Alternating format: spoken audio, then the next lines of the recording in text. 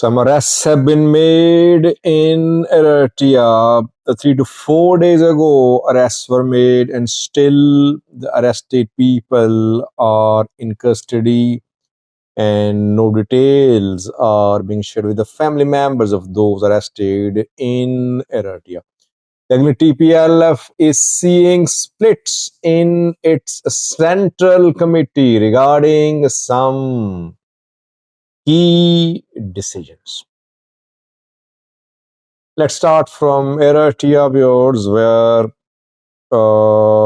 state actions cannot be challenged anywhere. If security forces arrest a person in Eritrea, the person or the family, they have no remedy.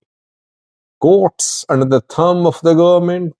So independence of judiciary is non-existent in Eritrea. Family members, they have to request the authorities. They are at the mercy of police authorities because there are no independent mechanisms to ensure oversight on police, on government. In most of the developed countries, even in developing countries too, there is a mechanism to keep security forces and bureaucracy under check, generally through judiciary and sometimes through accountability mechanisms. Both are missing in Eritrea. That is why I say people are under repression. They're at the mercy of the government. A week ago, Quran memorization center was closed in a town in Eritrea. Muslim students, around 3,000, were there at the Quran memorization center. Muslims, memorize Quran to ensure that Quran remains unchanged. In all Muslim countries, this is what happens. It's one of the basic things which is ensured by Muslim families, that in their neighborhood, in their families, there are some people who memorize Quran.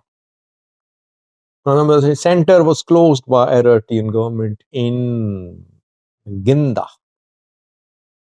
No details were shared with the religious cleric who was in charge of the center.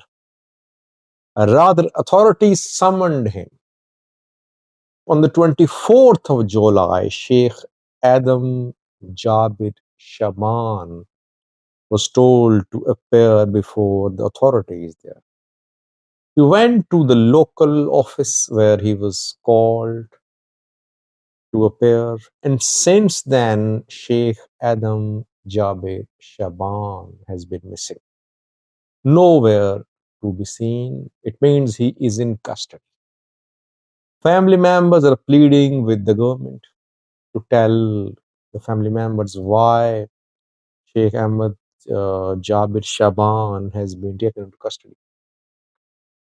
He's been taken into custody because the issue of closure of this center has been leaked. Several Eritrean news outlets have published stories. I did a video. So the issue, Eritrean government does not like when its heinous acts are exposed. Since the action taken by the Eritrean government, which seems without justification, because so far justification has not been provided by the Eritrean government. Since the action of the government has been exposed, so government is accusing Sheikh Adam Jabir Shaban of propagating the news. This is what seems to be the case. Government has not issued a statement, but this is what seems to be the case. That is why Sheikh Adam Jabir Shaban has been taken into custody. So on the one hand, a Quran memorization center has been closed, where thousands of students were memorizing Quran. On the other hand, the Muslim scholar who was in charge of that center has been detained, and no details are being provided to the family of the Muslim scholar. Let's see what happens. You're at the mercy of the government now. Telus TPLF is seeing serious internal differences about some key party decisions. The party's central committee, by the way, exchange of views, difference of opinion, it's part of democracy. If a party has no difference of opinion among its leaders or members, it means there is no real genuine democracy, and people don't have the potential to explore democracy. They don't disagree with each other, or they're afraid of disagreement. So healthy disagreement is always constructive.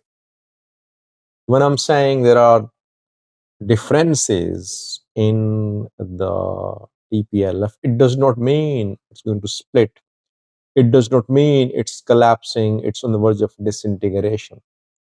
Differences which we saw between Gitacho and Gitacho group and Western group, those were different types of differences. And back then, the two accused each other of working against Tigray's interests.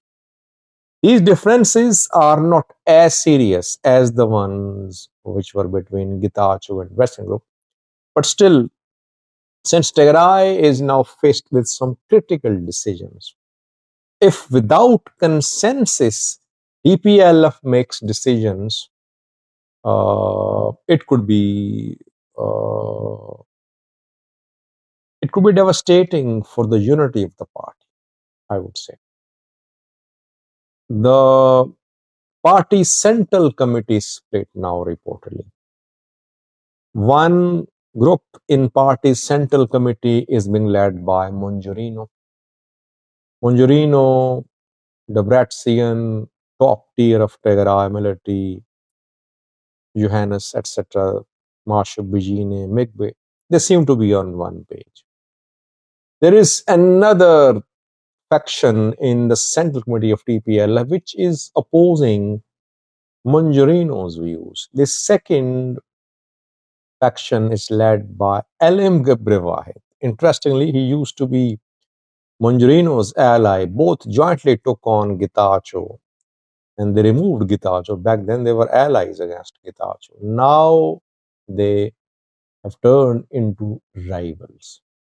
Elim, by the way, is nowhere to be seen. He was appointed as deputy president by Dasavarade a few weeks ago.